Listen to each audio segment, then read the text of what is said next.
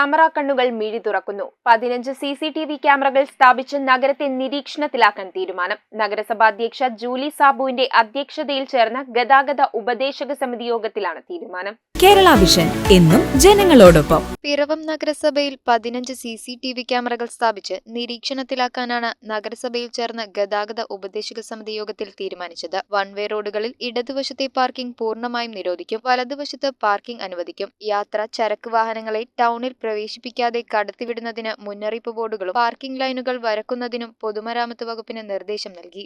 നഗരസഭാ അധ്യക്ഷ ജൂലി സാബു അധ്യക്ഷയായി. നമ്മൾ 8 മാസം മുമ്പ് ഇത്തരം ഒരു പരിഷ്കരണം ഏർപ്പെടുത്തിയിരുന്നു.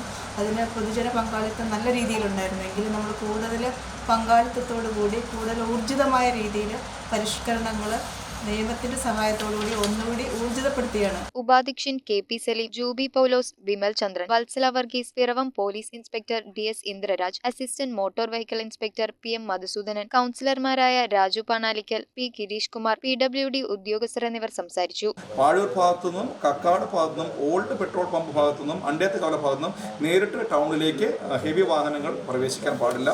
അപ്പോൾ അതും കർശനമായി നിരോധിച്ചിരിക്കുകയാണ്. അതുപോലെ തന്നെ നിലവിലെ പ്രൈവറ്റ് ബസ്സുകളും ട്രാൻസ്പോർട്ട് ബസ്സുകളും ടൗണിലൂടെ നിലവിൽ പിന്തുടർന്ന അതേ റൂട്ട്, നമ്മൾ കഴിഞ്ഞ ട്രാഫിക് പരിഷ്കാരത്തിൽ വിളിക്കുന്ന അതേ റൂട്ട് തന്നെ തുടരേണ്ടതാണ്. അപ്പോൾ ഈ റൂട്ട് വയലേറ്റ് ചെയ്ത് കഴിഞ്ഞാൽ കർശനമായ നടപടി എടുക്കുന്നുണ്ട്.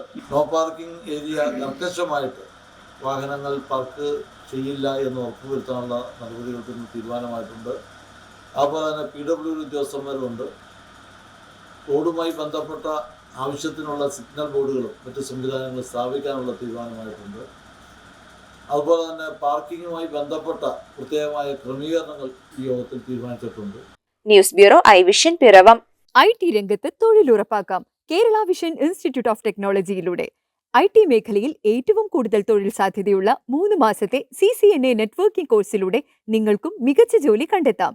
നിങ്ങളുടെ കരിയർ മികച്ചതാക്കാം.